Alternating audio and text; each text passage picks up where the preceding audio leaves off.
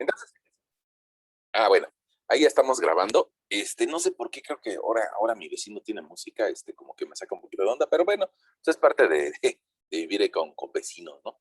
Este, Fíjense, lo que nosotros veíamos la sesión pasada era de que una muestra de suelo la podemos labrar de una forma cilíndrica y de que esa forma cilíndrica, pues bueno, va a tener algunas imperfecciones por la forma en la que se labra. Ya veíamos en esa sesión de que se utiliza un torno especial para suelos finos, otro torno para suelos granulares, y que eso va a tener algunas diferencias en la parte superior, en la parte central y en la parte inferior. Sin embargo, la mayor concentración de esfuerzo se va a dar en la parte central. Por eso a la parte central se le da un poco de mayor relevancia a través de un diámetro medio, y en ese diámetro medio se le da mayor peso o se pondera. Esa palabrita ponderar, sí, viene de pound o de peso en inglés. Se pondera más la parte central, por eso se le aplica 4 veces su diámetro. Bueno, y lo que hicimos nosotros la sesión pasada fue que pusimos ahí algún ejemplo donde determinábamos diámetros y variación de altura del espécimen a medida que íbamos agregando carga en una prueba triaxial. Al agregar carga, pues la consecuencia es de que este espécimen experimenta un cambio de altura o una deformación. Y esa nueva posición del espécimen muy probablemente genere que se haga un poquito gordito, un poquito embarrilado, ¿no? Y nosotros decíamos que ese cambio de altura lo podíamos manifestar a través de una deformación unitaria, y que esa deformación unitaria a su vez me permitiría encontrar una nueva área del espécimen, una área corregida. Me parece que ahí nos quedamos la sesión pasada, y nosotros creo que tomamos un ejemplo de Excel, una hojita de Excel. Híjole, esa ahí está. La verdad no sé si fue esta, yo creo que sí fue esta, donde hicimos algún ejemplo en la sesión, pues digamos 19, la anterior, y llegamos a este par de gráficas. Bueno, ese día nosotros, pues bueno, hicimos el procedimiento de cálculo para determinar las gráficas. Le digo, no sé si yo creo que sí fue el que hicimos nosotros la sesión anterior. Y yo te platicaba acerca de que de estas gráficas nosotros podemos obtener información, y sobre todo algo más importante que obtener información es de que esas gráficas las podemos transformar en círculos de amor. Em, ¿Cómo hacemos eso de transformarla en círculos de amor? Mira, pues resulta que hoy en nuestra sesión 20, pues vamos a hacer eso, ¿no? Resulta que nosotros por ahí en Excel alcanzamos a ver, pues de que tenemos unas gráficas esfuerzo de formación para suelo. Esas gráficas en algunas ocasiones llegan a presentar un pico y caen. Eso usualmente se presenta en suelos de tipo angulares o friccionantes angulosos, como podría ser una grava triturada o como arenas pues bastante limpias y que exhiben una falla, pues podríamos decir una falla frágil. Es decir, ese tipo de picos en la gráfica nos describe que hay material anguloso. En cambio, pongamos las arcillas, tienden a presentar deformaciones muy horizontales, muy plásticas, se plastifican rápidamente.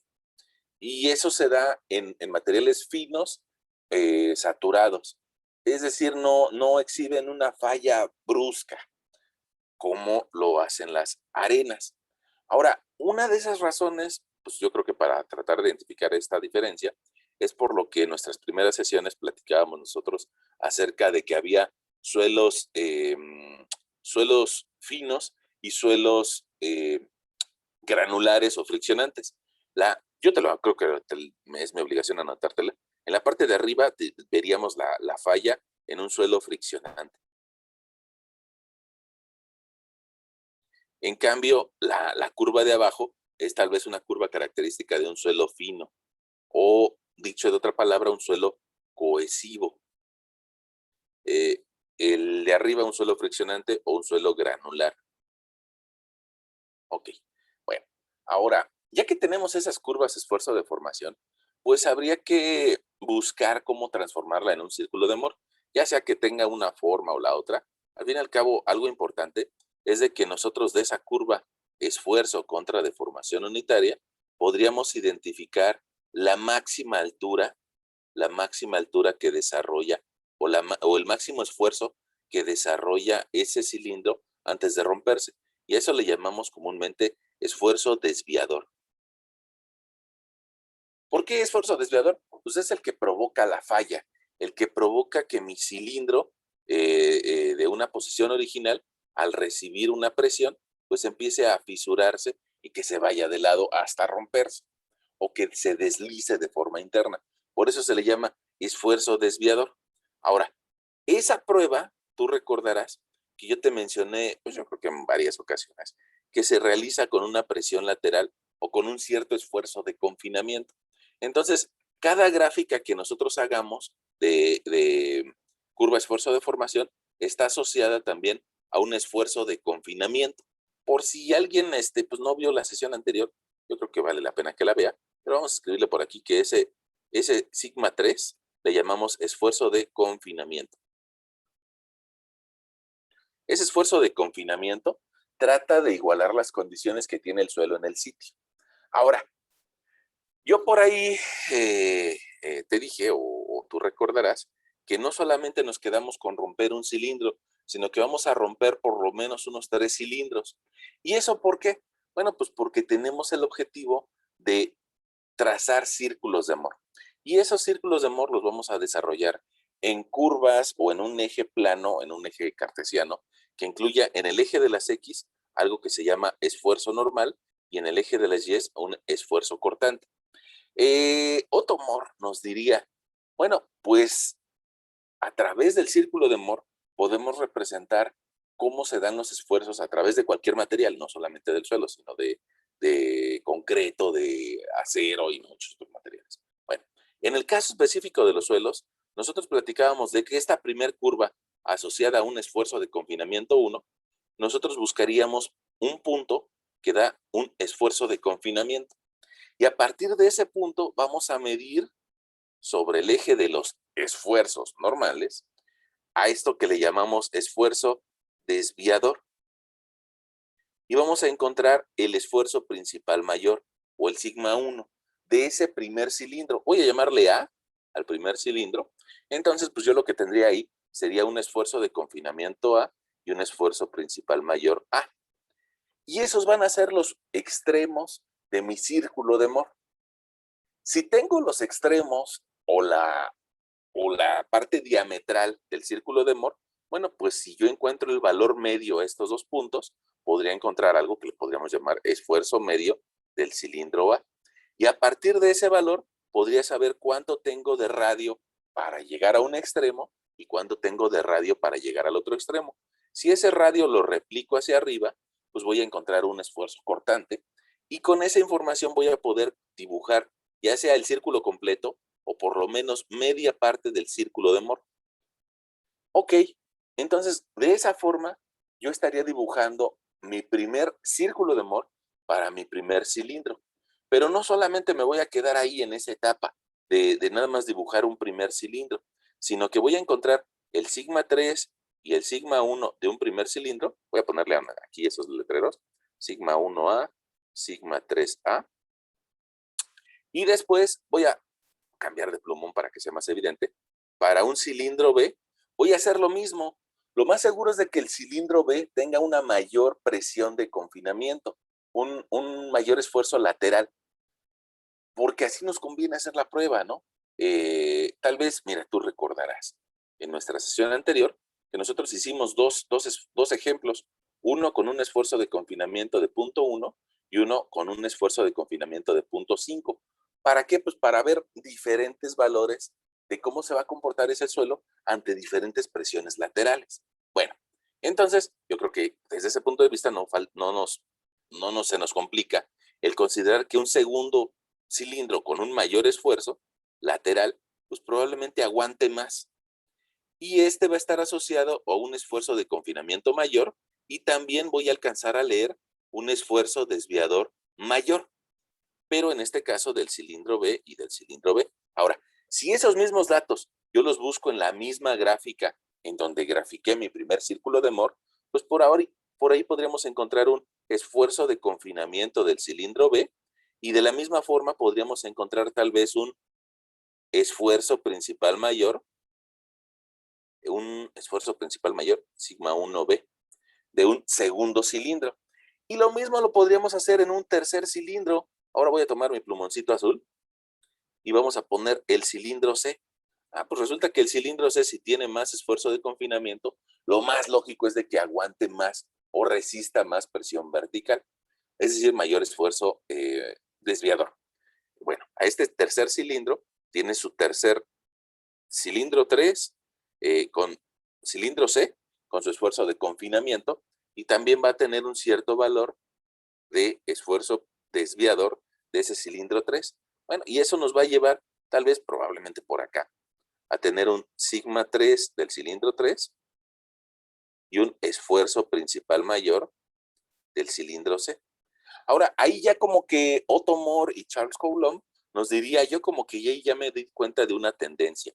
Y la tendencia que podemos alcanzar a observar, pues es de que estos cilindros van a empezar a comportarse de la misma forma. Probablemente podríamos tener, te dibujo un cuarto cilindro, un cilindro D, pero ese cilindro D lo único que sería confirmar la línea de tendencia. Es decir, ya con tres especímenes es suficiente para determinar nuestra envolvente de falla. Y esa envolvente de falla, pues toma la forma tau igual a cohesión más esfuerzo normal por la tangente de phi. Probablemente después llegó Terzaghi y nos dio un poquito más de luz acerca de que este esfuerzo normal tiene que ser efectivo, que es un tecnicismo un poco pues especializado, ¿no? Ahora, ¿qué alcanzamos a ver de esa línea? Pues de que el valor constante o la ordenada al origen, diría nuestro profesor de matemáticas, la ordenada al origen en donde se corta el eje de los esfuerzos cortantes, pues a eso le vamos a llamar C o cohesión. Mientras que al ángulo que forma esta envolvente de falla con la horizontal, a este ángulo le vamos a llamar phi. Ángulo phi, no es phi, es ángulo phi. Ángulo phi es en realidad una circunferencia. Voy a volver a dibujar. Es un círculo con una línea diagonal. Ese es el símbolo phi griego, ¿no? Y ese ángulo phi lo que representa es el ángulo de fricción interna. Ok. Ese ángulo de fricción interna y la cohesión, estas dos propiedades, cohesión y ángulo de fricción interna, prácticamente son los valores que van a determinar la resistencia al esfuerzo cortante de cualquier suelo. Prácticamente. Por ahí le podríamos agregar el valor de su peso volumétrico y de sus propiedades elásticas. Prácticamente con esos valores podríamos calcular cualquier cimentación. Alguien dirá, bueno, pues también hay que hacerle caso a cuánto se deforma. Y eso, bueno, pues lo medimos con relación de vacíos. Pero con estas, digamos que podrían ser nuestras propiedades mecánicas de relevancia con las que se puede determinar capacidad de carga. Ahora, regresemos a ver nuestro ejemplo al que estábamos desarrollando en la sesión 19.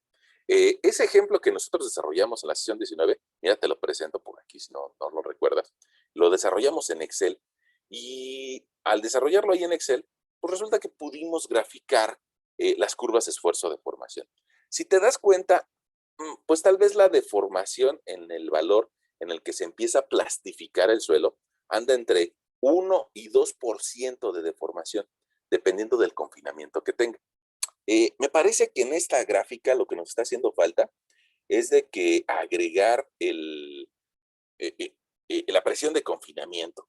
Entonces voy a seleccionar la gráfica y voy a pedirle que nos agregue un letrero donde nos diga la leyenda, o sea, qué gráfica estamos viendo ahí, ¿no? Vamos a ponérselas arriba. Ahí está, ya las insertó. Y ahora déjame hacer ese letrero un poquito más grande. Ahí está nuestro letrero un poquito más grande. Y ahí ya nos está dando valores de confinamiento. Ahora, ya que nosotros, pues digamos que pasamos la etapa de la prueba y que llegamos a esto de hacer una gráfica, pues podríamos nosotros leer la esencia de la gráfica. Y parte de la esencia es lo que te estaba platicando, anotar que en este caso nosotros estamos viendo un cilindro A, que tiene un cierto esfuerzo de confinamiento. Déjame ver si puedo, mira, ahí está. Ahí está nuestro esfuerzo de confinamiento, igual a 1 kilogramo, 0.1 kilos por centímetro cuadrado. Un esfuerzo lateral. Ese esfuerzo lateral trata de igualar las condiciones del sitio. Ok. Y después resulta que nosotros vamos a tener algo que le llamaríamos esfuerzo desviador. Voy a ponerle así la letra, esfuerzo desviador. Desviador. Ok. Ese esfuerzo desviador lo voy a leer o bien de la gráfica o de la tabla. Y lo que me interesa es ver el punto que alcanzó una mayor elevación sobre el eje de los esfuerzos. Si te das cuenta, bueno, aquí tenemos 2 puntos que podrían ser candidatos a tener el mayor valor. El último no. Mira, el último tiene una ordenada o una elevación de 0.59, pero en cambio los dos anteriores, mira, tenemos un 0.60 y un punto, el anterior, 0.6011, 0.6032. Pues parece que ese de 0.6032 es el que nos está dando el mayor esfuerzo desviador. 0.6032. Se lo voy a anotar por acá. 0.6032 igual kilogramos sobre centímetro cuadrado. Ahí está. Ahí tenemos nuestros datos principales de esa gráfica. Pero tenemos un cilindro C. Pues tú me vas a decir, caray, profesor, ¿y qué no? ¿Dónde quedó el B? Ahorita te lo enseño, ¿no? Cilindro C, que es el que tenemos por ahí en color naranjita. Ese color naranjita nos dice que lo ensayaron con un esfuerzo de confinamiento de 0.5. Me lo pego acá. Lo ensayaron con un esfuerzo de confinamiento de 0.5 y en este caso el esfuerzo desviador, o sea, la máxima ordenada que alcanza la gráfica naranja, yo creo que ahí está muy franco el valor que es el máximo, alcanza un valor de 1.039. Se lo voy a anotar. 1.039 kilogramos centímetro cuadrado. Ahí está nuestro valor de esfuerzo desviador. Y con esos datos podríamos construir nuestro círculo de Mohr. Ahora, para hacer eso, yo creo que lo que voy a hacer es de que voy a hacer un poquito más delgada nuestra pantalla. Vamos a decirle que queremos ocupar media pantalla y la otra lo vamos a ocupar con nuestro espacio donde podemos graficar. Probablemente nuestra gráfica nos quede un poquito fea, porque fíjense que desgraciadamente tuve que formatear la computadora hace algunos días, hace algún tiempo, y y no he podido instalar el AutoCAD. He tratado de instalar el AutoCAD del original. Ya ven que la comunidad politécnica tiene derecho a ese AutoCAD original. Nada más que hay que tener el correo institucional. Y aunque he mandado un correo, pues no me ha permitido instalarlo, ¿no? Bueno, fíjense. Entonces, aquí abajito vamos a hacer un esfuerzo para tratar de graficar esos valores. Los valores que nosotros encontramos como resumen. Al fin y al cabo hay que aprovechar que tenemos por ahí una cuadrícula. Para que vean, Excel no es tan bueno para dibujar. Bueno, sí es bueno, pero habría que encontrar una función que describa al círculo de Mohr. Y eso nos va a quitar un poquito de tiempo, ¿no? Entonces, por eso quisiera graficarlo de forma lateral con ayuda de la tableta. Miren, vamos a ver si ahí ya se alcanza a ver. Ahí ya se alcanza a ver. Bueno, entonces voy a tener un eje de las Y's. En el eje de las Y's nosotros vamos a colocar al esfuerzo cortante, mientras que en el eje de las X, vamos a llevarlos aquí abajo, en el eje de las X vamos a graficar el esfuerzo normal. Ok, fíjate que lo que nos dice el primer valor del cilindro A, dice que para un esfuerzo de confinamiento de 0.1, lo voy a poner por aquí, ese le voy a llamar por aquí esfuerzo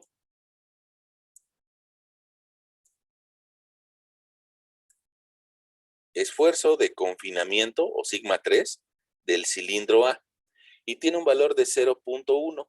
Cada cuadrito pues podría significar para nosotros un valor de 0.1, lo cual significa que tal vez aquí andamos en 0.3, lo cual significa que aquí andaremos en 0.5, y lo cual significa que acá andaremos tal vez en un 0.7 y tal vez por acá en un 0.9. Ahí ya tenemos nuestra escala, ¿sale? Ahora, ya tengo el esfuerzo de confinamiento del cilindro A. Después, resulta que tengo un esfuerzo desviador. Ese esfuerzo desviador nos va a dar el diámetro del círculo de Moore. Entonces, podríamos, así como tenemos el esfuerzo sigma 3 o esfuerzo principal menor, diría Moore, pues también podemos tener el sigma 1. Y el sigma 1 va a ser la suma del confinamiento más la presión que llevó a la falla el cilindro, es decir, más el esfuerzo desviador. Y ahí ya tenemos el sigma 1 del cilindro A. Voy a ponerle por aquí, control Z, esfuerzo principal mayor del cilindro A, esfuerzo de confinamiento del cilindro A. Ahí está. Y llego a un valor de 0.7, 0.7032 kilogramos centímetro cuadrado. Ese valor, yo de forma gráfica, pues lo alcanzaría a ver por acá, ¿no? 0.7032. Y ahí voy a colocarle un indicativo que digo, ahí está mi esfuerzo principal mayor del cilindro A. ¿Qué sigue? Pues encontrar un punto medio. Es decir, encontrar un esfuerzo medio que me permita a su vez encontrar el centro del círculo de Moore. Voy a poner así, esfuerzo medio.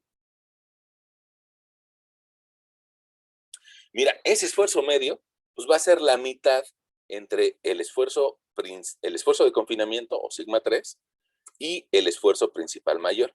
Voy a encontrar un promedio entre estos dos valores, entonces le voy a agregar un paréntesis para poder dividirlo entre 2. Esos dos valores entre 2 me da el valor medio y me dice que es 0.4016. ¿Dónde está ese 0.4016? Pues tal vez aquí, 0.4016. Esfuerzo medio del cilindro A. Y ya que tengo esos datos, pues entonces podría a su vez determinar el radio del círculo. Radio, ¿cómo lo podría hacer para determinar ese radio? No sé por qué lo pinto de azul, pero bueno, es lo de menos. Ahí déjame escribírtelo tal vez con R mayúscula. ¿Cómo le podría hacer para determinar el radio del círculo? Pues yo creo que nada más restando el valor medio menos el sigma 3 o menos el sigma 1. Es decir, voy a tomar mi esfuerzo principal mayor de 70.7 menos el valor medio. Y con eso voy a encontrar el radio. Mira, en este caso me dice que tengo un radio de 0.3.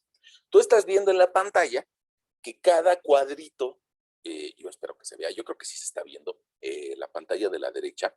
Estás viendo que cada cuadrito de altura, si no, vamos a hacerle un zoom, ahí está, un poquito más.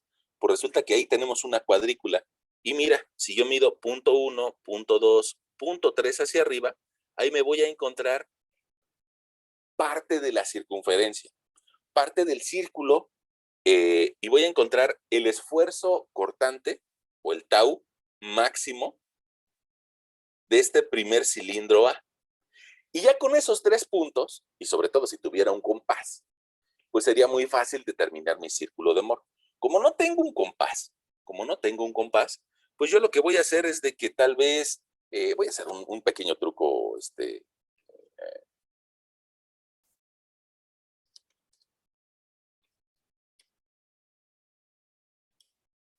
a hacer un pequeño truquito, punto 21, con el cual voy a poder dibujar mi círculo de Moore.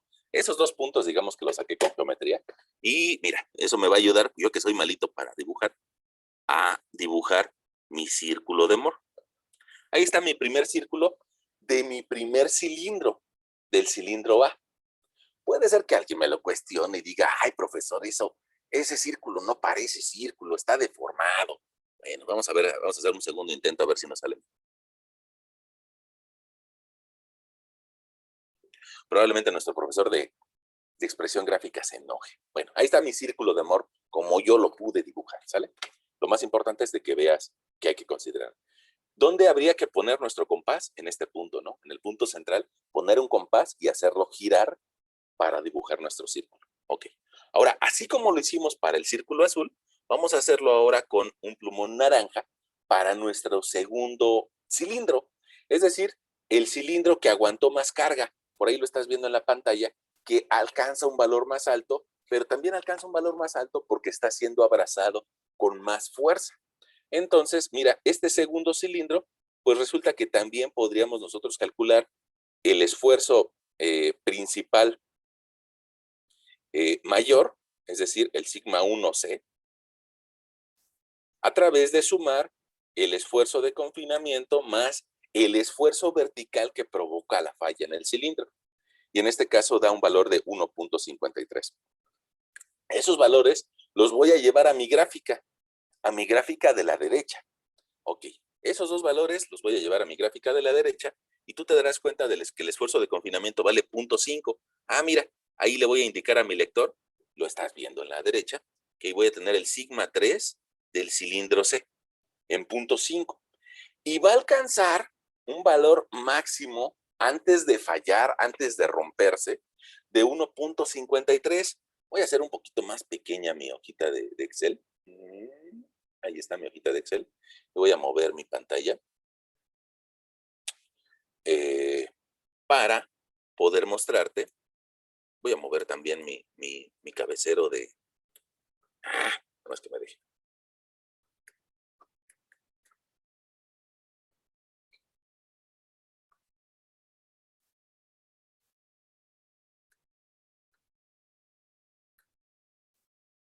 No me deja.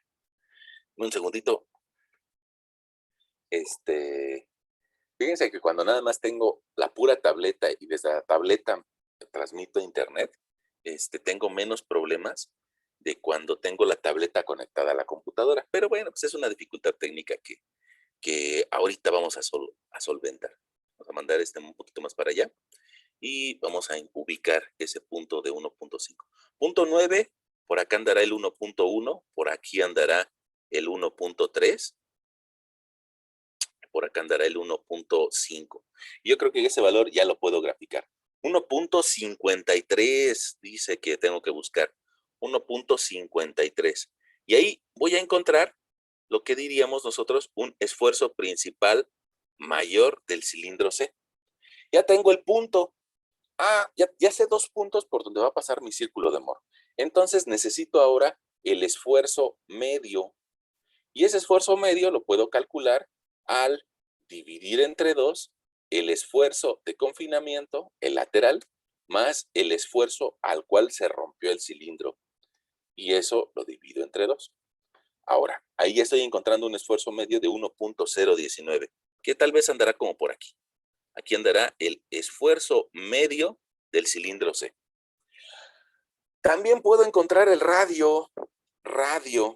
Ese radio va a ser la diferencia entre el esfuerzo que provocó la falla y el punto medio, o también lo podría hacer como el esfuerzo lateral y el punto medio. Me debe de dar lo mismo. En este caso me da de 0.51. Yo creo que tú también estás viendo la cuadrícula en donde podemos rayar, en donde yo puedo rayar. Y entonces eso me va a llevar a tener una altura de 0.5. Ahí está mi punto con un esfuerzo máximo del cilindro C. Yo creo que mi gráfica la voy a poder mejorar en parte si también le agrego esos indicativos de 0.1, 0.2, 0.3, 0.4, 0.5. Y ahora sí ya le podemos entender, híjole, de una mejor forma nuestra gráfica. Ahí está, se alcanza a ver. Ahí ya se alcanzó. Ok. Ahora, si ya tengo esos 3 puntos, pues resulta que también podría hacer uso un poquito de, del- de la geometría para tratar de identificar una cierta altura en donde yo podría ubicar otros puntos extras. Ok, punto 75 con 3.5. Aquí está mi punto. Ahí está mi punto extra y ahí está mi punto extra. Ahora tomo mi plumón naranja y con ese plumón naranja pues voy a dibujar mi círculo de Moore. Habría que hacerlo con un compás. Si tienes instalado el AutoCAD, lo haces con AutoCAD. Ya ves que yo te decía que desgraciadamente pues tuve que formatear el equipo y bueno, pues no. Ya sé por qué. Ya sé por qué está pasando eso. Porque no lo ubiqué de forma correcta.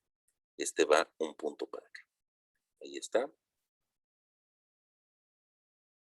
Ahí está. Sí, ahí está. 3.5. Bueno, entonces déjame dibujarlo.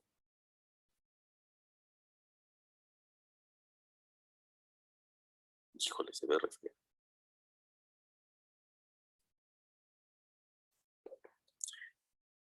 No me gusta, se ve como ahuevado, ¿no? Se ve como ahuevado ese círculo. Entonces déjame volver a dibujarlo. Voy a volver a dibujarlo. Ahí está. Eh, yo creo que para hacer en un dispositivo electrónico y a mano, pues yo creo que está bonito mi círculo, ¿no? Probablemente alguien diga, no, está re feo. Bueno, yo lo alcanzo a ver bonito. Cada quien ve las cosas suyas como quieren. Eh, para hacer a mano y en un dispositivo electrónico, ahí está bonito mi círculo de amor. Ya tengo dos, me hace falta un tercero. Me hace falta un tercero que va a terminar por describir la situación. Mira, algo que me interesaba al hacer este procedimiento de dibujarlo era de que tú vieras de dónde salen los datos. Ahora, te voy a presentar, digamos, de dónde saqué esos datos. Los saqué de una prueba de triaxial que se hizo, me parece que en noviembre. Déjame abrirla. Es de un sitio por ahí muy cercano a Zacatenco, muy cercano a la zona de Zacatenco, donde pues, se pretende construir una vivienda por ahí y que, bueno, pues tal vez me tocó intervenir, ¿no? Mira, aquí en este archivo pues están todos los datos de ese sitio. Yo lo que hice para mostrarte cómo calcularlos es de que tomé pues algunos datos, un dato sí, un dato no, de cada uno de los cilindros ensayados. Y bueno, pues nosotros lo que hicimos la sesión anterior fue que determinamos dos de las curvas esfuerzo de formación que tenemos. Ahora, pues como quiero que hagamos ese tercer círculo de Moore, pues mira, aquí estás viendo los tres.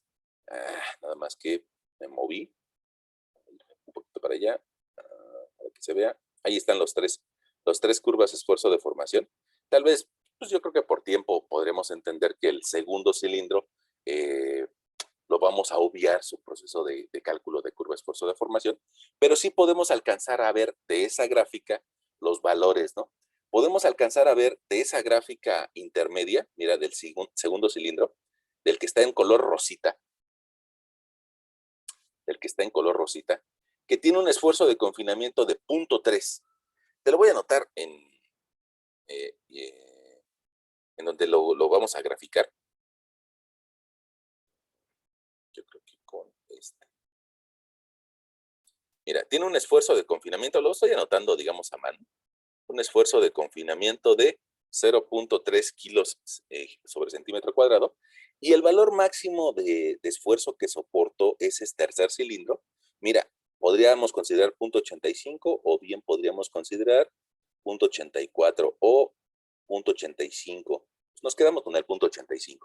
Entonces tiene un esfuerzo desviador de 0.85. Déjame cambiar de pantalla. Mira, ahí está. Ahí está nuestra pantalla. Y alcanzas a ver que ahí te anoté el esfuerzo de confinamiento del cilindro B y el esfuerzo desviador del cilindro B. Pues vamos a hacerlo, aunque sea de forma manual, ¿no? Entonces, fíjate, el cilindro B va a empezar con un valor de 0.3, esfuerzo de confinamiento del cilindro B. Y va a terminar en la suma de estos dos valores, un esfuerzo principal mayor del cilindro B, en este caso sería de 0.3 más 0.85, más 0.85, pues vamos a alcanzar un valor de 1.15. Con ese dato, yo podría identificar que el 1.5 es donde va a fallar ese cilindro B, esfuerzo principal mayor del cilindro B.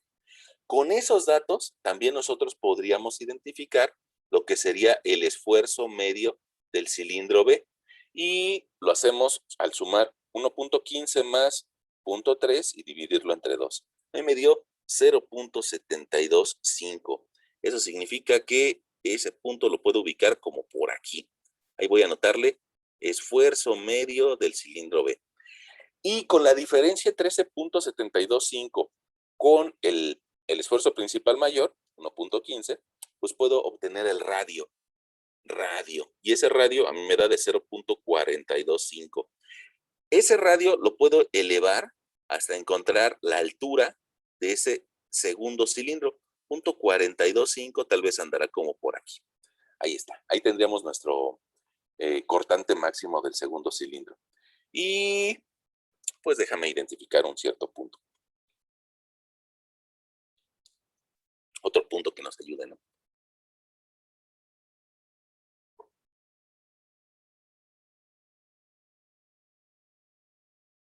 Ahí está. Bueno, entonces fíjate, aunque me quede feíto, voy ahí por mi círculo. Otra vez me quedó un poquito ahuevado, entonces lo voy a volver a dibujar. Ahí está mi círculo. Y pues borro el trazo preliminar. Este lo mandamos al diablo, este también lo mandamos al diablo. Y este punto. Ahí están mis 3 círculos de amor. Esos 3 círculos de amor que, pues digamos, yo dibujé a mano, porque pues lo quise hacer para que ustedes lo vieran, pues nos permitirían encontrar ahora la envolvente de falla. Moore, Otto Moore y Charles Coulomb nos dirían, pues si ya tienes 3 círculos, ya tienes todo. Ya lo único que te hace falta es encontrar una línea envolvente. Y esa envolvente de falla, pues lo vamos a tratar de encontrar por medio de una línea que una las 3 círculos. Déjenme ver si ustedes están de acuerdo conmigo. Vamos a ver. Yo la uniría como por aquí. Yo la uniría así. Y ahí tengo mi envolvente de falla. Como yo dibujé los círculos, ¿no? Con esa salvedad.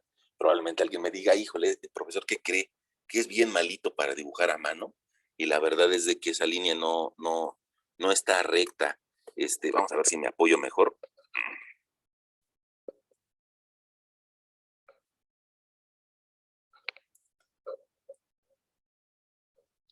Ahí está mi línea, lo más parecida a recta que podría dibujar a mano, ¿no? Cuando estamos en clases presenciales pasa lo mismo, ¿no? Hay que dibujarlo en el pizarrón y a veces incluso hasta es más difícil. Bueno, ahora, ¿qué podríamos sacar de esa línea? Pues nos interesa encontrar la ecuación, que es tau igual a cohesión más esfuerzo normal por la tangente de phi. Y bueno, pues entonces nosotros aquí, yo creo que si lo alcanzas a ver, acá alcanzamos a leer un cierto valor de cohesión. ¿En dónde está cruzando ese valor de la cohesión? Yo creo que podríamos identificarlo en 0.17 aproximadamente.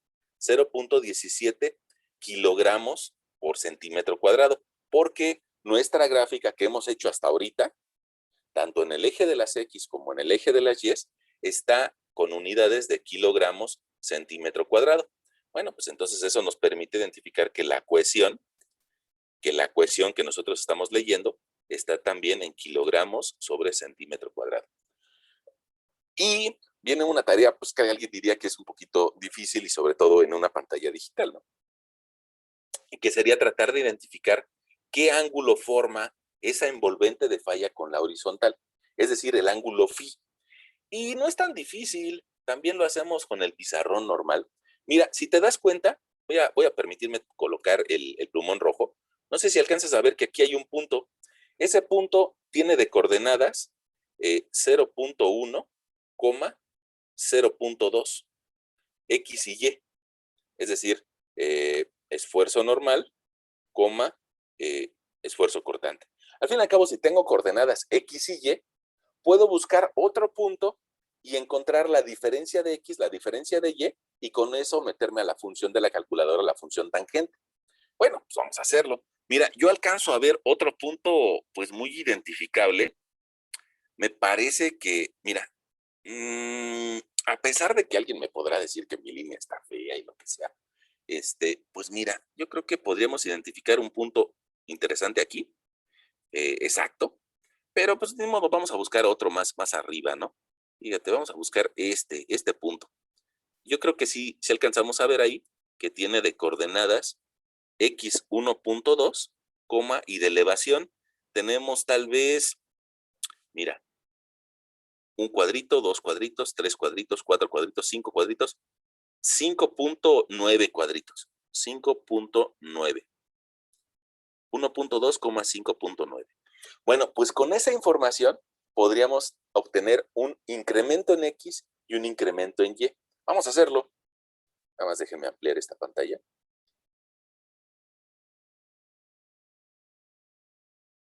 Al fin y al cabo ya no necesitamos el Excel. Y pues mira, resulta que nosotros de esa envolvente de falla, vamos a decírselo a nuestro lector, envolvente de falla. Ahora, antes de llegar a eso, es importante que veamos algo. Miren, o como a mí me gustaría que ustedes vieran algo, ¿no? Miren, esta línea naranja, con toda la intención del mundo, la voy a hacer un poquito gruesa. Ahí ya la hice gruesa, lo suficientemente gruesa como para captar nuestra atención. Esa línea naranja la dibujamos el círculo exterior porque es cuando falla el suelo. Y lo mismo le pasa a la línea rosa y lo mismo le pasa a la línea azul. Es en el instante en el que falla el suelo. Quiere decir que antes de presentarse esa situación, pues digamos que a partir de un esfuerzo de confinamiento se empiezan a generar muchos círculos de Moore. No los graficamos pues porque de por sí ya tenemos muchas líneas ahí. Pero mira, cuando le empiezas a cargar a ese círculo, empieza a cargar y a cargar más, y a cargar más, y a cargar más, pero todos esos círculos los soporta. Es capaz el suelo de aguantar esa combinación de esfuerzo normal y esfuerzo cortante. Lo aguanta. Pero si le empezamos a transmitir más carga y más carga y más carga, llega el momento en el que truena. Y eso es lo que significa la línea naranja. El último círculo, cuando tronó el suelo. Ahora, es importante porque si yo encuentro cuándo tronó la naranja y cuándo tronó la rosa y cuándo tronó la azul, pues lo que significa en esencia es de que cualquier punto debajo de esta envolvente de falla lo va a resistir el suelo. Cualquier combinación de esfuerzo normal y esfuerzo cortante lo va a resistir. Pero si me paso de esa línea, es decir, nosotros estamos graficando 3 círculos en la frontera, si me paso de esa línea no lo va a resistir. Y era importante para mí que lo vieras. Bueno, ahora ya podemos regresar a tratar de encontrarle la pendiente a esa línea inclinada y por eso se llama envolvente de falla. A partir de esa línea el suelo no va a aguantar. Ok, tengo 2 coordenadas de esa línea. Entonces yo puedo decirle a mi lector que la pendiente de esa envolvente de falla, híjole, me quedó muy grueso, que la pendiente de esa envolvente de falla, pues la puedo calcular como incremento en Y sobre incremento en X. Dicho de otra forma, un poquito más como nos lo decían en la prepa, nos decían Y2 menos Y1 sobre X2 menos X1.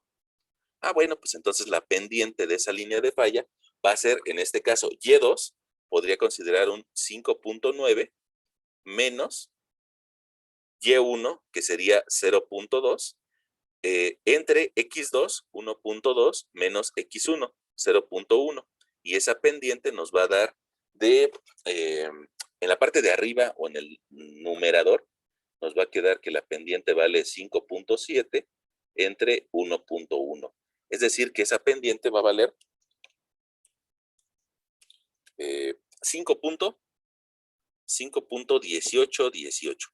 Ok, pero también en ese curso de geometría analítica de nivel medio superior, te platicaron que podías encontrar el ángulo de la pendiente. Y para encontrar ese ángulo, te decían que la pendiente era igual a la tangente del ángulo. Ah, pues entonces nosotros podemos despejar el ángulo como el arco cuya tangente es igual a 5.18 o el arco cuya tangente vale la pendiente, 5.1818. Entonces, así como tenemos el valor en la calculadora, nada más le decimos shift tangente de ANS. Y nos dice, ah, caray. Profe, ¿no hay un error en el 5.9? ¿No sería 0.59? Sí. Gracias. 0.59. 0.59. Sí, ya me estaba espantando mucho con el resultado que nos estaba dando. nos estaba dando un valor pues, totalmente irracional. Bueno, gracias, compañero. Mira, sí, yo tuve un error por aquí. Vamos a identificarlo. Este 5.9 no es 5.9, sino es 0.59. Vamos a borrarlo también de acá de nuestro cálculo. Y para que se vea el error, vamos a escribirlo en colorcito rojo, ¿no? Entonces, miren, ese valor, ay, híjole, no, pues ahí no se va a ver. Para que se vea nuestro error, vamos a ponerlo en morado. 0.59. Gracias, gracias. 0.59 es la elevación de ese punto. 0.59, mira, por aquí alcanzaríamos a ver 0.60. Ahí está. Y entonces ese 0.59 menos 0.2 me va a dar de resultado 0.39. Y 0.39 entre 1.1 nos va a dar de resultado 0.3545. A su vez, si le saco el arco cuya tangente vale 0.3545, shift tan ans, pues resulta que aquí nos está dando que el ángulo alfa o el ángulo phi o el ángulo de fricción interna nos está dando de 19.52 grados. Ahí está, ya lo encontramos. Inclusive así como lo haría Moore, con un papelito o con un transportador. No, la verdad no sé si en la época que vivió Otto Moore y Charles Coulomb, no sé si ya existían los transportadores o no.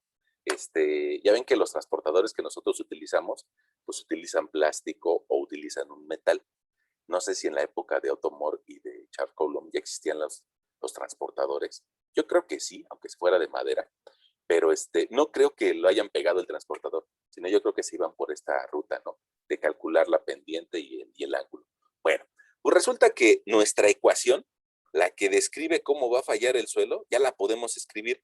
Y en este caso, para ese suelo de este ejemplo, su ecuación sería 0.17 kilogramos sobre centímetro cuadrado más un esfuerzo normal, el que sea, por la tangente de phi. Ok.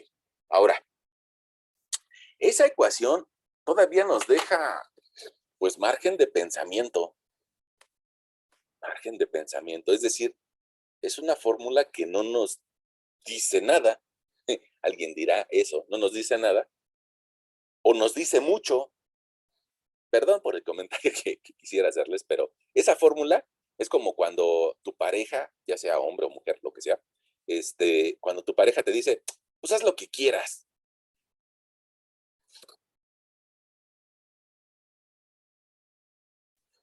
Hacer lo que quieras significa o haz todo o haz nada, ¿no? Y eso es lo que nos está diciendo la fórmula de ahí arriba, ¿no? Ah, perdón, el tangente de phi debe ser tangente de 19.52. Todavía nos está dando mucha posibilidad de esa expresión, porque digamos que esa expresión habría que aplicársela al problema que tengamos. Llámese una cimentación, llámese un pilote, llámese un ancla, llámese un talud que se intenta desbordar. Entonces todavía esa expresión, pues como que no nos dice tal vez lo que alguien de ustedes haya querido meter a esta sesión. Y dice, alguien de ustedes vio el título y dice, hoy vamos a por fin encontrar el tema de estados límites de falla. Y bueno, sí, lo vamos a hacer, pero esa ecuación no te lo da. Esa ecuación todavía tiene un margen de aplicabilidad, te digo, en anclas, en taludes, en cimentaciones, en cualquier estructura que tenga que ver con suelo. Y bueno, nosotros en nuestro curso le vamos a dar una tendencia a utilizarlo en cimentaciones, pero es una expresión mucho más grande de lo que vamos a utilizar en nuestro curso. Bueno, déjenme tomar un resumen aquí. Vamos a ponerle a nuestro lector que de ecuación, híjole, nada más que pueda porque no pude escribir ahorita. Vamos a ver. Ahí está. Que de cohesión vamos a tener un valor de 0.17 kilogramos sobre centímetro cuadrado. Oigan, alguien de ustedes me va a reclamar y me va a decir, oiga, profesor, usted dijo que con esta prueba triaxial nosotros también podíamos encontrar módulo de elasticidad y también podríamos encontrar peso volumétrico. Bueno, el peso volumétrico, de hecho, ya lo encontramos la sesión pasada. Mira, tú recordarás nuestro ejemplo. Y en ese ejemplo, en base a las dimensiones de, o alguien, yo la verdad no sé si se dice en base a o con base a, no, la verdad no me preocupa. Eh, ya habíamos encontrado el valor de peso volumétrico. En este caso era de 1.52 y el otro cilindro de 1.56. Bueno, entre 1.52 y 1.56 podríamos encontrar un valor medio de 1.54 toneladas por cada metro cúbico. Y fíjate que aquí aparece algo interesante. Las unidades que le puse son toneladas metro cúbico. Y alguien se preguntará, ¿y esa cohesión está dada en kilogramos centímetro cuadrado? ¿Cómo le hacemos para transformarla a toneladas? Bueno, pues hay que multiplicarla por 10, ¿no? Hay que escribir esa cohesión como 1.7 toneladas por cada metro cuadrado. Ahí está nuestro valor. Y lo único que parece que nos está haciendo falta, la verdad no sé si con ustedes lo calculamos o no, es el módulo de elasticidad. Para eso voy a regresar a mi hojita de Excel. Mira. Y resulta que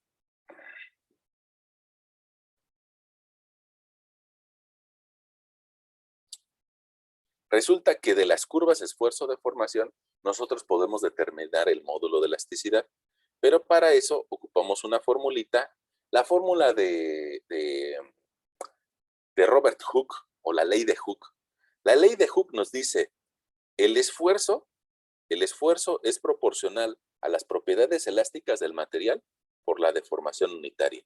Me parece que esa formulita ustedes la utilizan en estructuras, ¿no?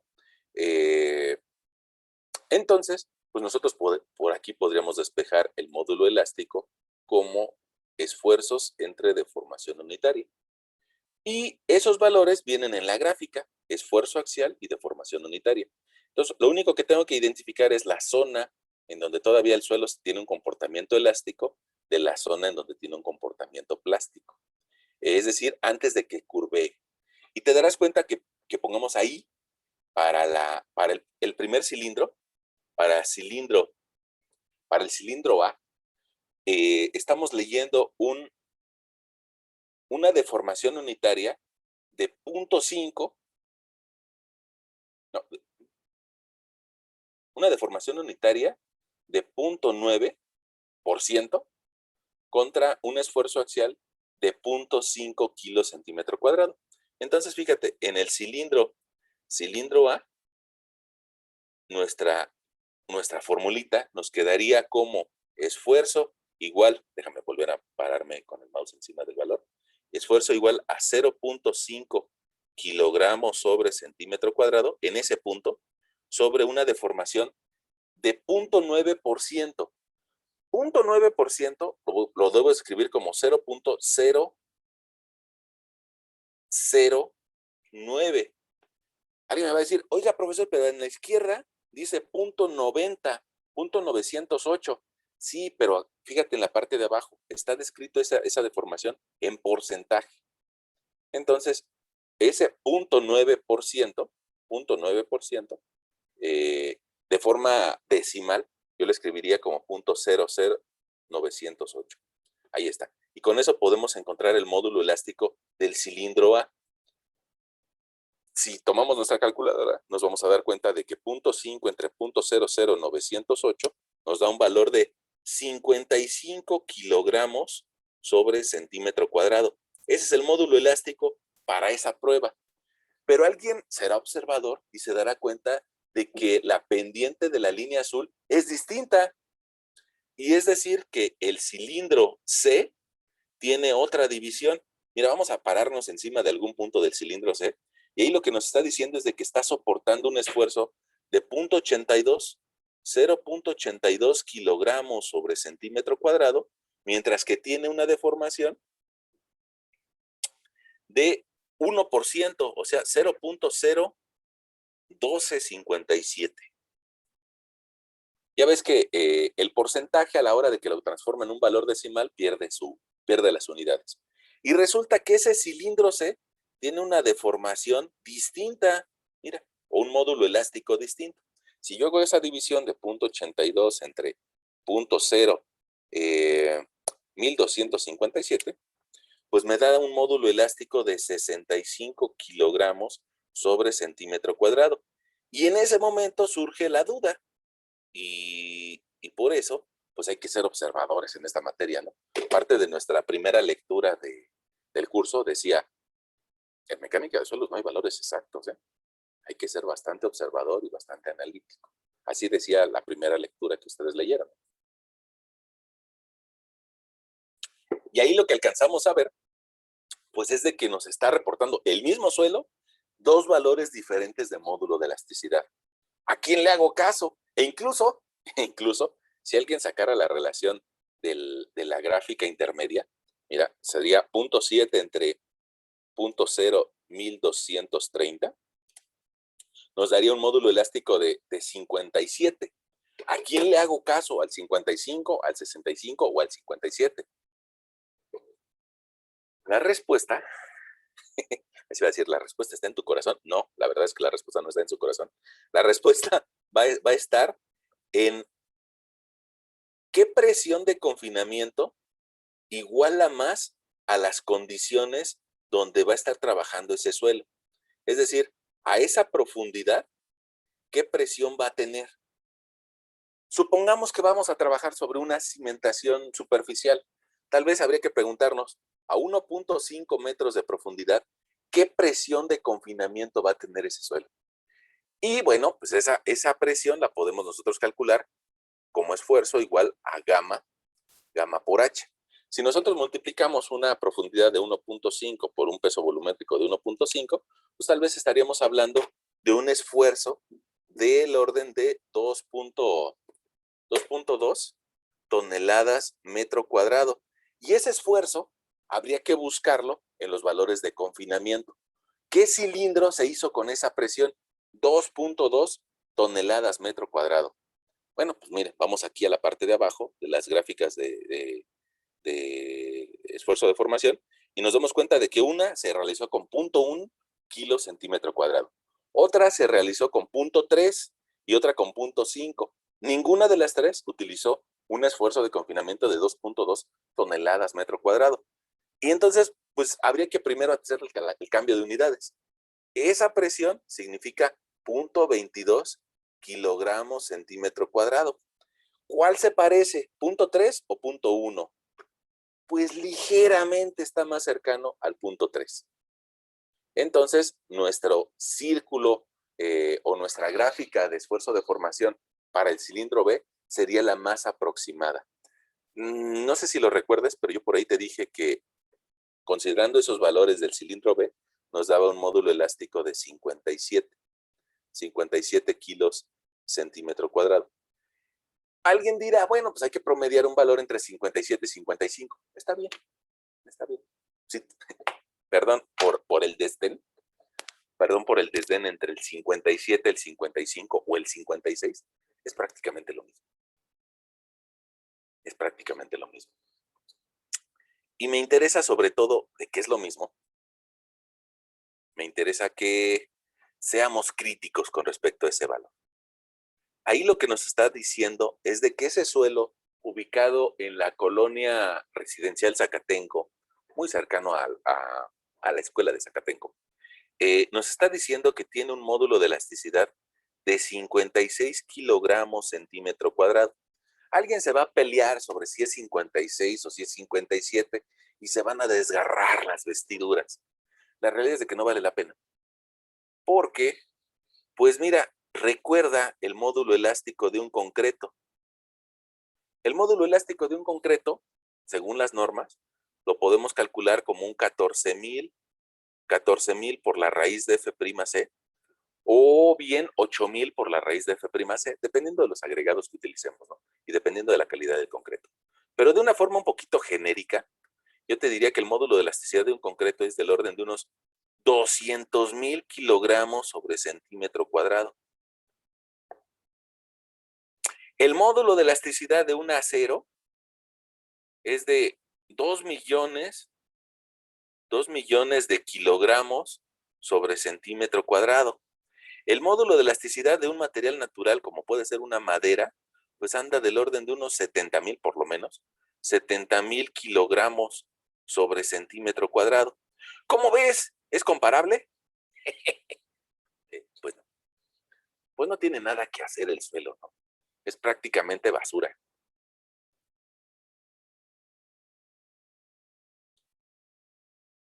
Es muy pequeño ese valor, como para considerarlo como un material elástico. Eso quiere decir que si nosotros graficáramos la curva esfuerzo de formación de una varilla, la curva esfuerzo de formación de un concreto y la curva esfuerzo de formación de una madera, pues en esa misma escala, la curva esfuerzo de formación del suelo apenas si se vería. Prácticamente no es un material elástico. Prácticamente no es un material elástico. Pero en el rango de deformaciones que le aceptamos que se deforme el suelo, pues sí lo podemos considerar como elástico. Ahora, checa qué rango de deformaciones alcanzamos a tener, de 2% o de 1%. O sea, con que se deforme 1% de su espesor el suelo, ya deja de comportarse de forma elástica y se empieza a comportar de forma plástica. Bueno, ay, perdón, me fui de filo y creo que empecé a hablar y hablar y hablar y no les pregunté si nos estamos entendiendo o no. Probablemente digan, híjole, yo no supe de dónde salieron los círculos de amor. No sé, ¿nos estamos entendiendo o ya el profesor está hablando solo? Todo bien, profe. Ya hasta saqué de mi biblioteca el libro de la profesora Lechuga del Círculo de Amor. Eso es bueno. Nada más un pequeño comentario, un pequeño comentario. En resistencia de materiales, es decir, en estructuras, para dibujar círculos de Mohr, consideran que las tensiones son positivas en resistencia de materiales y consideran que las compresiones son negativas. Eso pasa, te digo, en resistencia de materiales y en estructuras. Pero en mecánica de suelos lo consideramos al revés. En mecánica de suelos consideramos que la compresión es positiva y que la tensión es negativa. Es al fin y al cabo nada más por las condiciones que se presentan, ¿no? Entonces, si tú intentas evaluar el círculo de Mohr de una viga o de una columna en estructuras, probablemente una armadura que está sometida a tensión, te va a quedar así el círculo de Mohr de una armadura sometida a tensión. Y eso significaría que nosotros en mecánica de suelos tendríamos que graficar nuestros círculos de Mohr del lado negativo. Y eso, la verdad, pues genera conflictos, ¿no? Hay gente que se revuelve con los signos. Y entonces por eso se ha tomado, pues, tal vez la determinación un poquito histórica de que en mecánica de suelos consideramos la compresión como positiva. Por eso nuestros círculos de Mohr yo se los dibujé del lado positivo. Pero la teoría es completamente la misma con esa salvedad, con esa pequeña salvedad. Si alguien de ustedes revisa un programa de cómputo como podría ser el STAR, el SAP o el Plaxis, o el ANSYS, pongamos el STAT, te permite seleccionar una viga y ubicar cualquier punto dentro de esa viga y te permite identificar cuánto vale el esfuerzo normal y cuánto vale el esfuerzo cortante en ese punto. Y quiere decir que con esa información tú podrías generar tu círculo de Mohr y saber si esa viga se va a agrietar o no en ese punto. Alguien dirá, qué ocioso, ¿no? Para nada, profesor, para nada. Alguien dirá, ¿qué ociosidad es esa? Bueno, pero lo mismo le podríamos hacer a cualquier columna de un edificio e identificar ante una fuerza lateral como podría ser un sismo, tratar de identificar cuál es el círculo de Mohr de la columna o cuál es el círculo de Mohr del muro e identificar si ese muro se va a agrietar cuando venga el sismo en una dirección o en otra dirección. Ahora, esas X que en algunas ocasiones se llegan a ver en los sismos en la planta baja, pues atiende a las fuerzas laterales. Aquí una parte del edificio tiene un movimiento hacia la derecha, cuando otra parte del edificio tiene un movimiento a la izquierda, y entonces esa tensión pues genera las diagonales. Pues para eso para eso nos pide el estructurista que en planta tengamos muros en una dirección para que si viene el sismo en esa dirección, esos muros resistan el sismo, y también el estructurista pues, nos va a pedir muros en la otra dirección para que si el sismo viene en la otra dirección en planta, pues esos muros sean los encargados de recibir el sismo. Y ahí empiezan las grandes discusiones entre arquitectos e ingenieros, porque los arquitectos dicen, ay, ¿cómo le vamos a poner muros? Si a mí lo que me gusta es de ver mi espacio abierto, ¿no? Yo lo que quiero es ver una planta totalmente libre, que no tenga muros y que tenga unas columnitas muy delgadas. Pues entonces cuando venga el sismo, ¿quién se va a comer el sismo? Las columnas. Ah, bueno, está bien.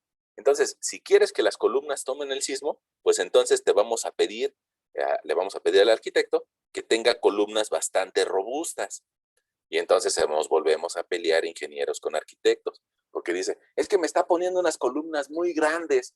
Pues sí, porque no tenemos muro. Y entonces las columnas van a ser las encargadas de tomar el sismo. Y bueno, pues son las eternas discusiones entre arquitectos e ingenieros, ¿no? Bueno, ya, perdón. Miren, yo creo que nos da tiempo de meternos un poquito hacia ese oscuro tema de la resistencia. Último comentario acerca de esto bueno, yo me imaginé aquí una elevación y una planta, ¿no? Probablemente por eso es de que tú veas que algunos edificios, sobre todo un poquito altos, utilizan que los primeros niveles los hacen de concreto. Hay un poquito una moda que la planta baja y el primer nivel los hacen de concreto para los siguientes niveles hacerlos de mampostería. ¿Por qué? Pues porque la planta baja es la que se lleva más efecto sísmico, ¿no? Entonces, al hacerlo de concreto, aumentas muchísimo la resistencia ante una solicitación de cortante sísmico. Bueno, dejemos un ratito, un tiempecito el sismo en paz, porque lo vamos a volver a retomar. Y mientras tanto, te platico en dónde podríamos utilizar los valores que acabamos de encontrar de cohesión y ángulo de fricción interna. Mira, esa gráfica o ese esfuerzo ese círculo de Moore, digamos que ya logramos encontrar pues todo lo necesario para calcular resistencia al esfuerzo cortante. Bueno, ahí está todo nuestro arsenal. Como pongamos cuando vamos a cocinar un alambre, ¿no? Ya partimos la cebolla, ya partimos el pimiento morrón, ya partimos la proteína que le queramos poner, llámese carne, pollo, o champiñones, o lo que sea. Ya tenemos todos los ingredientes por ahí. Y entonces ahora sí ya podríamos cocinar el alambre, ¿no? Nada más que nos hace falta la receta de la abuela que nos dice cómo cocinar el alambre. Entonces, esta receta, vamos a sacarla pues de un recetario, ¿no? Uno de esos recetarios podría ser el libro de DAS, el libro de Fundamentos de Ingeniería Geotécnica. Vamos a ver si lo podemos abrir. Yo creo que sí. Ese recetario, DAS no es el autor, no es el autor de la teoría de falla, pero lo que sí hizo Braha DAS es de que nos regala un libro bastante fácil de entender y que en este libro pues, podríamos identificar cómo calcular resistencia de una cimentación. Mira, por ahí, ahí estamos. Por ahí Braha nos presenta primero su índice y habría que ir a la zona donde pues habla de esa resistencia del terreno. Ya vimos nosotros esfuerzos en la masa de suelo, ya por ahí platicamos, no a fondo, pero ya platicamos de consolidación. Y ahora lo que sigue es resistencia cortante, que es de lo que hemos venido hablando de criterios de falla de Moore-Coulomb, de pruebas triaxiales de corte, y bueno, pues ya después nos habla un poquito de mejoramiento, baja, de exploración, taludes, presión lateral, muros de contención, y yo creo que acaba con cimentaciones. Ah, caray. Entonces, yo creo que me salté algo por ahí. Es que, perdón, perdón, por hacerlo. Vamos a ver, otra vez. Entonces, en resistencia al esfuerzo cortante debe de estar el tema.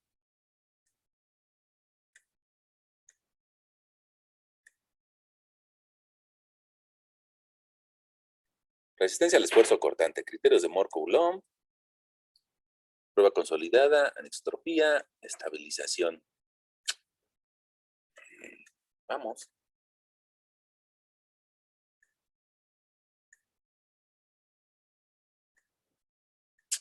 Es que no me gusta eso. Presión lateral, 400. Muros y cortes. Ahí está. Cimentaciones poco profundas. Creo que hace rato leí mal. Cimentaciones poco profundas o cimentaciones superficiales. Nos dice, vete a la página 478. 478. Ahí está. Cimentaciones poco profundas o cimentaciones superficiales. Nosotros empezamos a hablar de este tema tal vez hace unas 2 semanas, ¿no? Y yo les platicaba de que había diferentes zonas debajo de una cimentación, una que se hunde y otra que intenta girar. El que intente girar o que se hunda va a depender también de la curva esfuerzo de formación, nada más que ahorita las estás viendo, digamos, acostadas, ¿no? Y vimos esta imagen, tal vez de otro libro, del libro de Bowles, y encontramos que ese ángulo que se genera debajo de la cimentación es más o menos 45 más phi medios, el que se genera debajo de la cimentación o ángulo alfa. Yo por ahí te decía que la profundidad de falla de la cimentación en arcillas ronda una vez el ancho de la cimentación y en arenas angulosas hasta 3 veces el ancho de la cimentación. Bueno, ya pasamos esa etapa. Y resulta que aquí aparece esta mágica expresión. Mágica, pues porque la describe Terzaghi, o sea, más o menos hace unos 100 años, donde nos dice cuál va a ser la capacidad última de carga con esa expresión. Terzaghi, hace 100 años prácticamente, ya nos regaló esa expresión y nos dice que yo puedo calcular cuánto aguanta un terreno si sé la cohesión, un factor de carga de cohesión y algunas propiedades que tienen que ver con el ángulo de fricción interna. Tal vez yo te lo estoy platicando, yo creo que lo que debería de hacer es hacerle zoom a este libro y que vieras tú que aparece el término de cohesión, el que ya nosotros calculamos con la ordenada al origen. Déjame te la muestro, mira. Ahí está la ordenada al origen del lado izquierdo de tu pantalla, punto 17, cohesión. Y también nos dice que vamos a utilizar unos factores NC, NQ y N gamma. A eso le llama él factores de capacidad de carga. ¿Esos factores de qué dependen? De qué tan profunda sea la línea de falla. Si estamos en un suelo fino, pues digamos que esta línea de falla va a ser poco profunda. En cambio, en un suelo granular va a llegar más abajo. Y eso significa longitud de corte o longitud de la superficie de falla. Para calcular esa longitud de corte, habría que encontrar una función logarítmica que nos describa este radio que va creciendo de forma logarítmica. Y es un poquito compleja, un poquito. Entonces, pues digamos que para eso, Terzaghi y otros autores ya nos regalan estos factores de capacidad de carga. Perdón por el movimiento. Mira, esta NC, NQ y N gamma, resulta que en este tipo de libros, llámese el Braja, llámese el Juárez Vadillo, llámese el Muni Vudú, el Lambé, el Crespo, cualquiera de esos libros, el Bowles, incluye los factores de capacidad de carga. Y también incluso las normas nos lo dan. Nada más quería mostrarte que esta fue la primera ecuación de capacidad de carga que nos regaló Terzaghi. Y él hizo pues, algunos experimentos. Él hizo experimentos para cimentaciones alargadas o en franja, o para cimentaciones cuadradas, o también para cimentaciones circulares. Alguien me dirá, ¿y a poco existen cimentaciones circulares? Pues sí, debajo de un puente, debajo de pilas, o debajo de reactores nucleares, ¿no? Bueno, y ya ven que eso de la energía nuclear, pues deja mucho dinero, y en algún momento el mundo se andaba peleando con energías nucleares, y existió la posibilidad de una tercera guerra mundial y por eso se desarrolló una teoría para zapatas circulares. Ahora, Terzaghi hizo un gran esfuerzo, pero después de Terzaghi pues han existido muchos investigadores y el más importante pues probablemente sea Meyerov. Entonces, a pesar de que Terzaghi hizo su gran tarea y nos da diferentes valores de factores de capacidad de carga, pues después vino alguien que le corrigió la plana y que dijo, yo creo que Terzaghi en nuestro lenguaje diría, yo creo que Terzaghi la está cajeteando, ¿no? Entonces, pues le corrigió la plana y sale algo que se llama ecuación de carga de Meyerov o la teoría de Meyerov. Alguien, incluso Braha, el autor de ese libro, más que llamarle teoría de Meyerov, le llama ecuación universal o ecuación general. Y esta es la misma ecuación de Terzaghi. Si te das cuenta, es muy parecida. Ahorita me regreso a la de Terzaghi y te vas a dar cuenta de que tiene la misma forma. CNC por unos factores de forma y factores de profundidad. QNQ por unos factores de forma y de profundidad. Y gamma N gamma por unos factores. Es la misma ecuación de Terzaghi, nada más que con algunas consideraciones distintas. El ángulo que está debajo de la falla, Meyerov lo considera distinto. Según Terzaghi es igual al ángulo phi, según Meyerov es 45 más phi medios. ¿Qué consecuencia tiene eso? Pues que va a tener mayor longitud de la superficie de falla. Mira, me regreso un poquito. Mira, si para Meyerov este ángulo vale 45 más phi medios, pues resulta que esta profundidad de falla va a cambiar. Y eso significa cambiar los valores de NC, de NQ o de factores de capacidad de carga. Mira, déjame, te vuelvo a mostrar la ecuación de Terzaghi. Ahí está. CNC por un cierto factor de carga, me lo hizo igual a 1. QNQ por un factor de carga 1. Y gamma BN gamma por un factor de carga igual a 1. Después lo que hizo Terzaghi, después de entender la cimentación de franja, empezó a analizar ecuaciones, la misma, pero para cuadradas y circulares. Y si te das cuenta, es la misma estructura. CNC por un factor de carga, por un factor de geometría. CNC por un factor de geometría. BN gamma por un factor de geometría.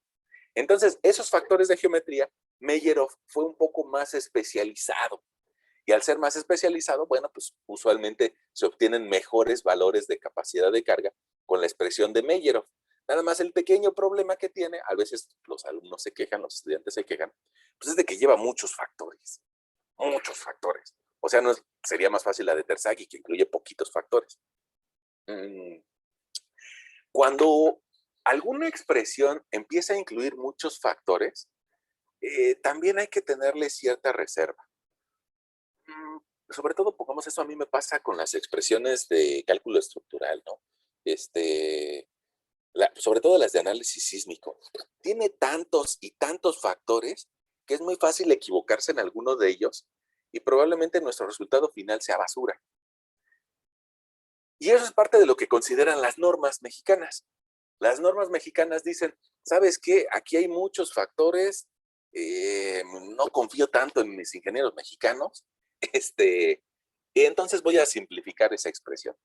Y lo que hacen las normas es de que nos dicen, ¿sabes qué? Los mexicanos a veces abusan de la capacidad de los materiales.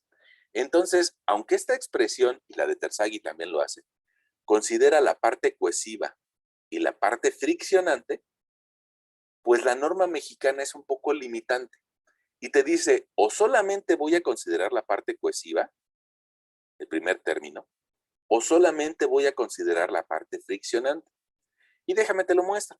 Mira, yo por aquí ya tenía abiertas las normas mexicanas, las normas de cimentaciones mexicanas. Bueno, déjame tal vez regresar a la página 10. Ahí estamos viendo las normas del año 2017, que son las actuales, y que son con las que deberíamos de diseñar pues todo, ¿no? Hay normas de estructuras de concreto, hay normas de estructuras metálicas, hay normas de criterios y acciones a tomar en cuenta en el diseño de edificaciones, y son las normas que deberíamos de utilizar. Perdón por el comentario, pero Si alguien les dice que hay que utilizar tal fórmula en mampostería, en concreto, en acero, y no sabemos de dónde la salió, pues habría que preguntarle, oiga, ¿esta fórmula cumple con las normas del 2017? Porque si no, pues estaremos incurriendo en una falta normativa. Y eso pasa a veces en la estructura, ¿no? Bueno, ahí está la página 10, están las normas del 2017.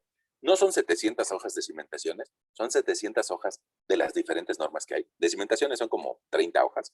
Y fíjense que si nos vamos por ahí, pues miren, aquí a la carátula donde nos explica qué contenidos va a explicarnos las normas, nos dice que debemos de verificar la seguridad de las cimentaciones. Y nos habla de para cimentaciones superficiales o someras, nos habla de dos estados. Uno que se llama límite de falla y otro que se llama límite de servicio. En teoría, ustedes en sus materias de estructuras deben de analizar esas dos condiciones para todos los elementos. Columnas, vigas, ménsulas, armaduras, cualquier elemento de estructuras, hay que revisarlo con esas dos condiciones, falla y servicio. Que la viga no se rompa y que aparte no se cuelgue de más. Falla y servicio, deformaciones. Nosotros ya vimos por ahí en nuestro curso deformaciones. ¿Cuánto se va a hundir el suelo?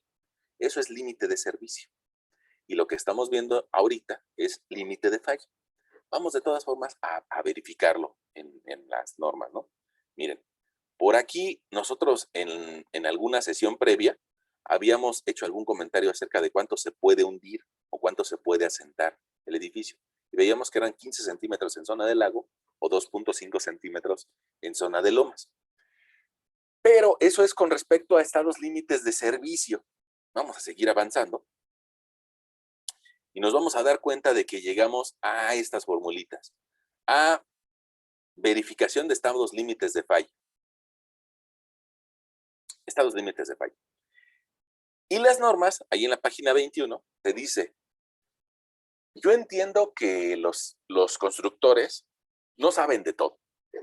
Lo entiendo perfectamente. Entonces, una parte de hay personas que son buenas para construir, hay personas que son buenas para generar el proyecto arquitectónico, hay personas que son buenas para vender el proyecto, es decir, tal vez hacer renders y presentaciones, y venden el proyecto muy bien. Y hay personas que se dedican a hacer el cálculo estructural y hay otras que se dedican a hacer la mecánica de suelos. Aunque ustedes, digamos que están en una etapa en los últimos semestres de su carrera, donde saben de todo, eso no va a durar de por vida, ¿eh?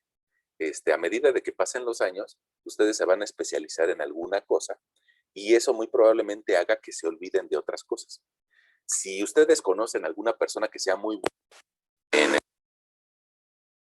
la hidráulica, pues probablemente esa persona no sabe mucho de estructuras. Es normal. Uno termina especializándose en algo, en alguna rama. Si a su profesor de costos le dicen, oiga, ¿usted podría calcular una viga?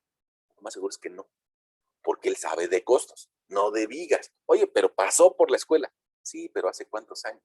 Pues ya se le olvidó. Entonces, eso lo entienden las normas. Y por eso la expresión que nos presentan aquí nos dice la parte de la izquierda que lo calcule el estructurista y la parte de la derecha que lo calcule la persona que se dedica a la mecánica de suelos. Y así convergemos en la misma expresión, cada quien con lo que sabe hacer. Bueno, la parte del estructurista dice, la suma de todas las acciones multiplicadas por su factor de carga entre el área de la cimentación tiene que ser menor a la resistencia del terreno. El estructurista utiliza sus factores de carga, 1.3, 1.5, 1.1, dependiendo de la condición en la que se encuentre, dependiendo del tipo de carga que sea, carga viva o carga muerta. Ya ves que las últimas normas, la norma del 2004 todavía utilizaba un factor de carga de 1.4, pero la norma del 2017 dice, no, momento, los estructuristas tienen que dividir su carga entre carga viva y la van a multiplicar por 1.5 y carga muerta por 1.3, en base a las investigaciones que tenemos del 2004 al 2017. Probablemente en 3 o en 5 años vengan unas nuevas normas y cambien esos valores, pero lo actual es 1.3, 1.5. Si tienes algún maestro de estructuras que te explica con factor de carga de 1.4, dile, oiga, profesor, ¿ese factor de 1.4 está actualizado o es de las normas viejas? Se va a enojar, pero bueno. Pero hay que cumplir con las normas actuales. Bueno, ok.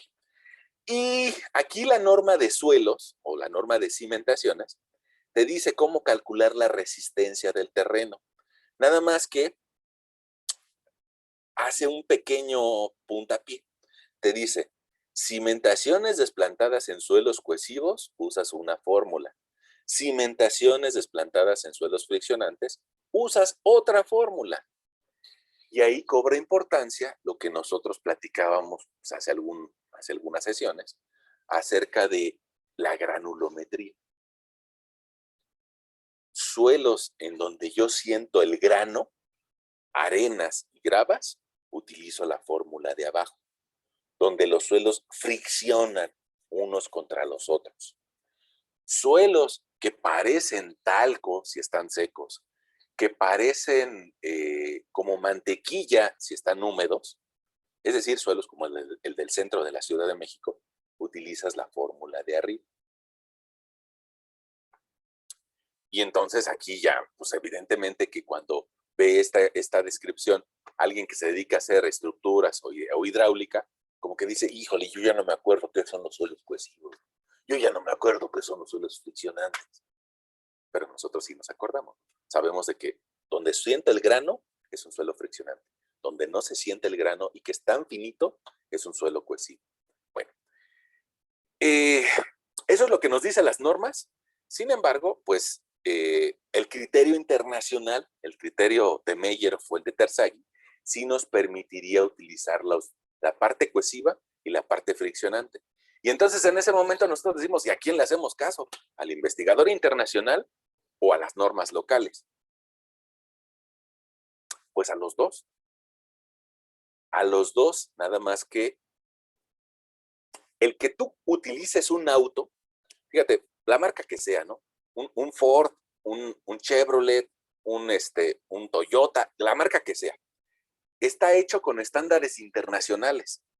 Y eso significa que tú podrías manejar tu auto a 130 kilómetros por hora sin tener problema, porque esos son los estándares internacionales. Pero ojo, llegamos a la Ciudad de México y hay que respetar un reglamento. Y si tú quieres manejar a 130 kilómetros por hora, pues te van a infraccionar. Porque hay que respetar las reglas locales. A pesar de que tu auto esté diseñado para manejar a 130. Entonces esta fórmula de Meyerhof probablemente me dé la condición más apegada a la realidad y va a dar un valor mucho más alto de lo que me dan las normas locales. Pero hay que respetar lo que dice la norma local. La norma es más conservadora y en ese sentido, pues me parece que a mí lo que me toca explicarles es pues, tal vez utilizar las dos fórmulas, pero sobre todo cumplir con la normativa local. Y parte de cumplir con las normas, pues es de que ya son las 7 y de que probablemente alguien de ustedes me diga, profesor, yo tengo clase a las 7, así que gracias, ya ahí nos vemos, y bueno, pues es parte de cumplir con las normas, ¿no? Entonces, nos podemos ir con esta idea al final, ¿no? Hay que cumplir con la norma local, a pesar de que la ecuación internacional nos dé más resistencia. Tal vez lo que habría que hacer sería cuestionarle a las personas que hicieron las normas locales por qué son tan restrictivas. Y bueno, también tienen sus razones, te las platicaré en otra sesión, de por qué son restrictivos. Pues porque a veces los mexicanos queremos excedernos, ¿no? Por más que te dice el doctor, no coma picante, tú te vas a los tacos y te echas un montón de salsa, ¿no? Somos mexicanos. Entonces, la norma, hay que cumplir con las normas. En nuestra siguiente sesión nos metemos a analizar esas ecuaciones para cumplir con la normativa local. Bueno, por ahí son las 7. Si tienen clase, pues que les vaya bien. Si no tienen clase y tienen dudas de lo que hemos visto hasta ahorita, pues lo tratamos de aclarar. Y bueno, pues Si tienen dudas, lo platicamos.